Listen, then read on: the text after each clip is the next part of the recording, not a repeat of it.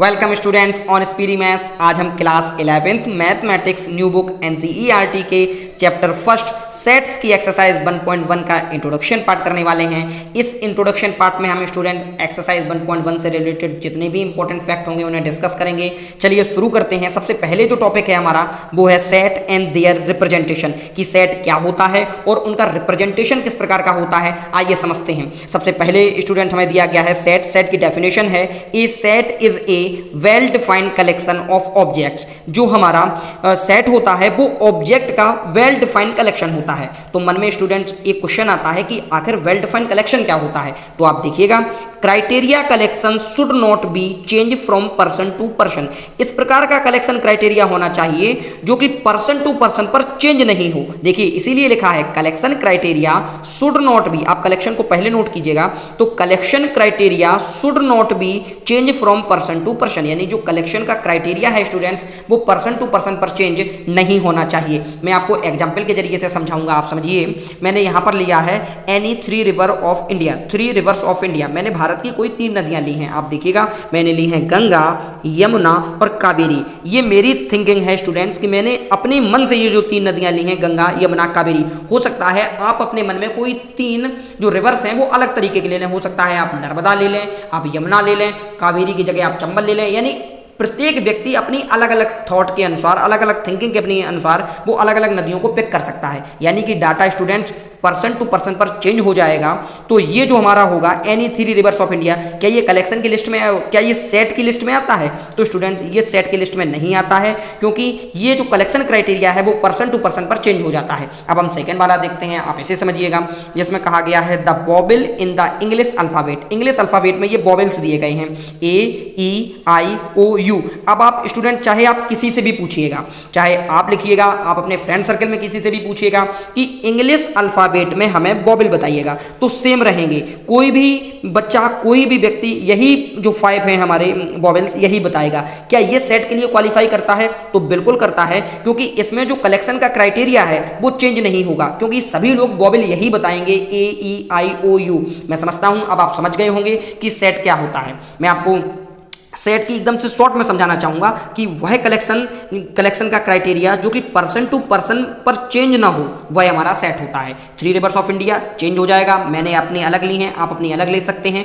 तो यहां पर जो रिवर्स ऑफ इंडिया का डाटा वो सेट को क्वालिफाई नहीं करता है, जबकि मैंने लिखा है the बॉबल in the English alphabet, ये सेट के लिए क्वालिफाई करता है, क्योंकि प्रत्येक व्यक्ति यही 5 बॉबल बताएगा इंग्लिश अल्फाबेट में। तो चलिए चलते हैं अब हम नेक्स्ट टॉपिक पर। स्टूडेंट्स इससे रिलेटेड जो सेट होते हैं उनसे रिलेटेड सम इंपॉर्टेंट पॉइंट्स दिए गए हैं। आइए इन पॉइंट्सों को समझते हैं और जानते हैं कि सेट्स के लिए ये किस प्रकार से इंपॉर्टेंट है। तो स्टूडेंट सबसे पहला हमारा दिया गया है sets are usually denoted by the capital letters. Students जो सेट होता है उसे हम कैपिटल लेटर में डिनोट करते हैं। जैसे मैंने लिखा है ए, बी, सी, एक्स, वाई, जेड, यानी जितने भी ये लेटर हैं ये सभी कैपिटल में बने हुए हैं, यानी इन्हें हम कैपिटल लेटर में डिनोट करते हैं सेट को। स्टूडेंट मैं आपसे ये कहूंगा, अगर आपको इस जो मैं इंट्रोडक्शन पार्ट बता रहा हूं इसमें कोई भी फैक्ट इंपॉर्टेंट लगता हो आप अपनी कॉपी में जरूर नोट कीजिएगा, जिससे आपको फर्दर एग्जाम में जो भी सेट से रिलेटेड क्वेरी होंगी जिसे समझने में बेहद आसानी होगी। चलिए चलते हैं सेकंड पॉइंट पर। इसमें उन्होंने कहा है the element of a set are represented by the small letter. Students set को तो हम कैपिटल लेटर से डिनोट करते हैं, मगर सेट के अंदर जो हमारे एलिमेंट्स होते हैं, एलिमेंट्स ऑफ सेट, सेट के जो एलिमेंट्स होते हैं रिप्रेजेंटेड बाय स्मॉल लेटर, उन्हें हम स्मॉल लेटर में रिप्रेजेंट करते हैं। जैसे ए, बी, सी, एक्स, वाई और जेड। स्टूडेंट मैं आपको एग्जाम्पल भी बताऊंगा जिससे आपको बेहद ही आसानी होगी, एकदम से सिंपल तरीके से आप इसे सॉल्व कर सकते हैं। आइएगा अगले पॉइंट पर चलते हैं समझने के लिए, जिसमें लिखा है कि we use comma between the elements and the closed them by a curly bracket and the elements should not be repeated। Students यहां पर कहा गया है we use comma between the elements, हम एलिमेंट्स के बिटवीन यानी बीच में कॉमा का यूज करते हैं, एंड closed them और उनको क्लोज करते हैं by a curly bracket, curly bracket के थ्रू उन दोनों को हम जो हमारा एलिमेंट्स होते हैं सेट के उन्हें हम क्लोज करते हैं। And the element should not be repeated, और अगर एक जैसे एलिमेंट्स एक से ज्यादा बार आए हैं तो स्टूडेंट उन्हें हम रिपीट नहीं करते हैं, उन्हें हम सिंगल टाइम ही रखते हैं। अब चलिए चलते हैं नेक्स्ट जो इसके इंपॉर्टेंट फैक्ट हैं उनकी ओर। स्टूडेंट्स एक और इंपॉर्टेंट फोर्थ है जो पॉइंट है इंपॉर्टेंट, इसे भी समझिएगा। इसमें कहा गया है if A is an element of set ए, यानी सेट ए का ए कोई एक एलिमेंट है, वी से दैट हम कह सकते हैं ए बिलोंग्स टू ए, यानी जो हमारा स्मॉल ए है वो सेट ए का एलिमेंट है, और अगर सेट ए का एलिमेंट है तो हम कह सकते हैं कि ए बिलोंग्स टू ए, यानी जो आपका स्मॉल ए है वो सेट ए को बिलोंग करता है। इस शब्द पर आप गौर कीजिएगा, यहाँ पर जो मैंने बिलोंग्स लिखा है।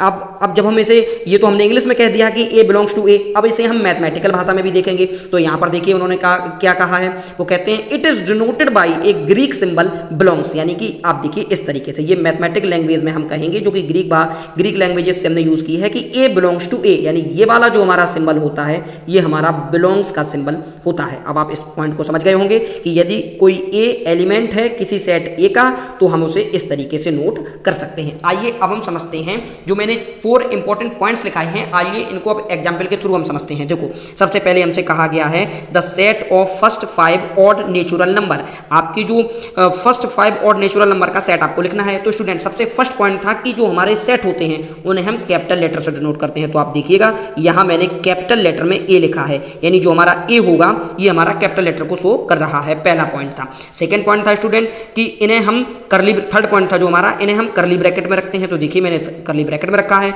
और जो कॉमा भी लगाए हैं, प्रत्येक एलिमेंट्स के बीच मैंने कॉमा लगाया है और उनको करली ब्रैकेट के थ्रू क्लोज किया है। तो कोई भी प्रॉब्लम हो तो आप बता सकते हैं। अब आप चलिए सेकंड इसका एग्जांपल समझते हैं, जिसमें हमसे कहा गया है the set of all letters in the word better. अब आप बेटर वर्ड को देखिएगा स्टूडेंट, सबसे पहले हमने कहा था फर्स्ट रूल जो हमारा था कि उन्होंने कहा कि हम सेट को कैपिटल लेटर से डिनोट करते हैं। तो आप देखिए यहाँ बी कैपिटल लेटर में है और करली ब्रैकेट में ये हमने क्लोज किया है और सभी एलिमेंट्स के बीच में कॉमा यूज किया गया है। अब आप गौर से देखिए, उन्होंने कहा था जो हमने अभी बताया था आपको थर्ड वाले में कि यदि कोई एलिमेंट वन टाइम से ज्यादा बार आता है तो केवल हम एक बार लेते हैं। आप देखिए यहाँ पर जो ई है वो 2 टाइम्स आया है, टी भी 2 टाइम्स आया है, लेकिन हमने यहाँ पर लिखा है BETR केवल सिंगल टाइम्स। यहाँ पर स्टूडेंट आपके मन में एक करी अवश्य होगी, मैंने आपको जो सेकंड पॉइंट बताया था और उसमें कहा था कि जो एलिमेंट्स होते हैं उन्हें हम स्मॉल लेटर में लिखते हैं, मगर यहां पर हमने कैपिटल लेटर में लिखा है। तो अब आप इस फैक्ट को भी समझिएगा, ये बेहद ही इंपॉर्टेंट है। यदि स्टूडेंट आपको ये पूछा जाता कि आप बेटर वर्ड लिख लिए, ये बेटर वर्ड दिया ना गया होता, केवल आपसे पूछा होता, तब आप स्मॉल लेटर का प्रयोग करते, बट यहां पर उन्होंने जो हमें दिया गया है वो स्वयं कैपिटल लेटर में दिया गया है। तो इस हिसाब से जो हम लिखेंगे वो कैपिटल लेटर में ही लिखेंगे। यदि हमसे केवल ये कहा जाता कि the set of all letters in the word better, केवल बेटर वर्ड में अगर हमें छोटे दिए गए होते तो हम इसे छोटे में लिखते। एग्जांपल के थ्रू आगे और भी स्टूडेंट मैं आपको क्लियर करता चलूंगा इससे रिलेटेड जो भी फैक्ट होंगे। अब चलते हैं methods of representing a set, कि हम एक सेट को रिप्रेजेंट करने के कितने मेथड्स होते हैं। बेहद ही सिंपल कॉन्सेप्ट है, इसे भी समझिएगा और इंपॉर्टेंट भी है।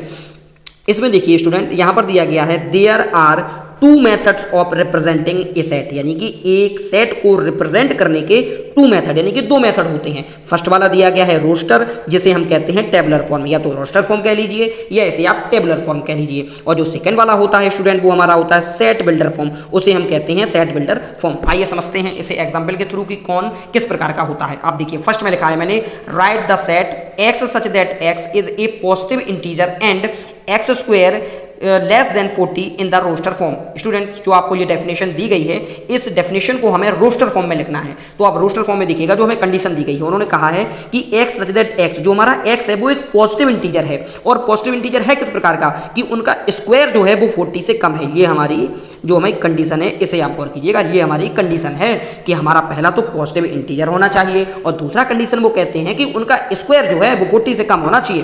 रोस्टर फॉर्म में जब हम लिखते हैं स्टूडेंट तो आप गौर से देखिएगा, तो मैंने लिखा है a इज इक्वल टू, यहां पर देखिए मैंने कैपिटल लेटर का प्रयोग किया है, a इज इक्वल टू और करली ब्रैकेट से क्लोज किया है। आप देखिएगा 1 2 3 4 5 6 यहां तक के जो स्क्वायर होते हैं, इन यानी कि 6 तक के जब हम स्क्वायर करते हैं तो वो लेस देन 40 ही होते हैं। तो इस हिसाब से हमारा ये फर्स्ट वाला जो है ये हो जाता है। आइए अब हम चलते हैं नेक्स्ट वाले पर और उसे भी समझते हैं। अब आप देखिएगा यानी कि जो हमारी ये लैंग्वेज दी गई थी मैथमेटिकल में, इंग्लिश में, ये हमारी सेट बिल्डर फॉर्म को डिनोट करती थी, सेट बिल्डर फॉर्म को, और जो हमारी ये मैथमेटिक्स में नंबर डिजिट्स दी गई हैं इसे हम कहते हैं रोस्टर फॉर्म या टेबुलर फॉर्म, आप जैसे भी चाहें समझ सकते हैं, बेहद ही सिंपल तरीका है। आइए चलते हैं नेक्स्ट वाले पर। अब आप इसे देखिएगा जिसमें हमसे कहा गया है write the set A is equal to 1 4 9 16 25 से लेकर आगे तक दिया गया है इन्फिनिटी तक in the set builder form. आप इसे सेट बिल्डर फॉर्म में लिखिए। स्टूडेंट यहाँ पर एक गौर करने वाली बात है, आप ध्यान से देखिएगा, उन्होंने हमें दिए गई जो हमारी डिजिट्स हैं, आप देखिए ये 1 का स्क्वायर है, ये 2 का स्क्वायर है, ये 3 का है, ये 4 का स्क्वायर है, ये 5 का है, इसी प्रकार से आगे फर्दर हमारे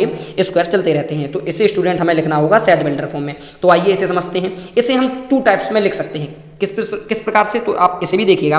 मैंने लिखा है a is equal to X such that x is the square of a natural number. आप इसे डायरेक्ट लिख सकते हैं कि x सच दैट x, जो आपका x है वो स्क्वायर है किसी नेचुरल नंबर का। तो आपने लिखा x such that x is the square of any natural number. अब आप चाहें तो इस प्रकार की कंडीशन में भी इसे स्टूडेंट आप लिख सकते हैं। आप लिखेंगे a is equal to x such that x is equal to n square where n belongs to n, जहां पर जो n है हमारा वो नेचुरल नंबर को बिलोंग्स करता है। यहाँ जो n है ये नेचुरल नंबर को डिनोट कर रहा है और ये जो n है वो उसके एलिमेंट्स हैं। आप देखिएगा स्टूडेंट, ये हमारी कंडीशन बनती है x such that x is equal to n square, और जहाँ ये जो n है वो नेचुरल नंबर को शो करती है। स्टूडेंट बेहद ही सिंपल कॉन्सेप्ट है। अब हम चलते हैं इसके बचे हुए इंपॉर्टेंट कॉन्सेप्ट्स पर।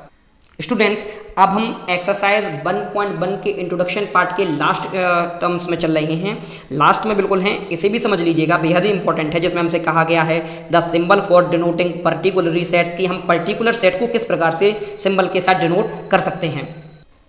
स्टूडेंट्स यहाँ पर हमें कैपिटल N जो है वो हमारा the set of all natural number को शो करता है, यानी यदि हम N को लिख देते हैं तो ये माना जाता है the set of all natural number को डिनोट करता है आपका N। इसी प्रकार से जो Z है आपका कैपिटल वाला वो आपको the set of all integer को शो करता है, Q आपका the set of all rational number को शो करता है। ठीक इसी प्रकार से R जो है वो सेट ऑफ रियल नंबर को रिप्रेजेंट करता है। अब यहाँ से आप समझिएगा, जब आपका Z था तो वो इंटीजर्स को डिनोट करता था, अब यहाँ पर Z प्लस है तो यानी कि वो सेट ऑफ पॉजिटिव इंटीजर, यानी इंटीजर में भी किससे पॉजिटिव इंटीजर को शो करता है यदि हम Z प्लस कर देते हैं। ठीक इसी प्रकार से स्टूडेंट अब आप आगे समझिएगा, यहाँ पर Q जो था आपका वो रेशनल नंबर को डिनोट करता है। अब यहाँ पर प्लस का Q है तो ऑब्वियस सी बात है हम क्या लिखेंगे, the set of positive rational number, यानी कि Q रेशनल नंबर को डिनोट करता था तो Q प्लस है वो पॉजिटिव रेशनल नंबर को डिनोट करेगा। ठीक इसी प्रकार से स्टूडेंट R जो था हमारा वो रियल नंबर को डिनोट करता था, अब यहाँ पर R प्लस है वो हमारे set of positive real number को शो करता है। स्टूडेंट्स मैंने इंट्रोडक्शन पार्ट में आपको एक्सरसाइज 1.1 से रिलेटेड जितने भी इंपॉर्टेंट फैक्ट हैं वो समझाए हैं। अगर कोई भी चीज़ समझ में ना आई हो स्टूडेंट, आप वीडियो को दोबारा देखिएगा जिससे आपके डाउट क्लियर हो जाएंगे, और यदि फिर भी डाउट क्लियर नहीं होते हैं तो आप कमेंट बॉक्स के जरिए से पूछ भी सकते हैं। आपने पूरा वीडियो देखा, इसके लिए बहुत बहुत धन्यवाद। Thank you.